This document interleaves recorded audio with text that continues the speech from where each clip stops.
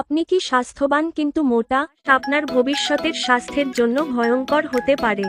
আজ জানুন এখনই কোন কাজগুলো পরিহার করা উচিত। অভ্যাসগুলো কত ঘন্টার পর ঘন্টা বসে বসে থাকা একেবারেই বাদ দিন। শরীর সচল রাখুন। দ্বিতীয়ত, ভাজা পোড়া আর জাঙ্ক ফুড যতটা সম্ভব কমান। পরিবর্তে খান স্বাস্থ্যকর খাবার। তৃতীয়ত, অনিয়মিত ঘুম নয়, প্রতিদিন অন্তত 6 থেকে 8 ঘন্টা ভালোভাবে ঘুমান। চতুর্থত, চিনিযুক্ত পানীয় ও মিষ্টি খাবার কমিয়ে দিন। পানি ও ডাবের পানি বেছে নিন। পঞ্চমত, মানসিক চাপ জমতে দেবেন না। মেডিটেশন করুন। হাসি খুশি থাকুন। ষষ্ঠত, একসাথে অতিরিক্ত খাবেন না।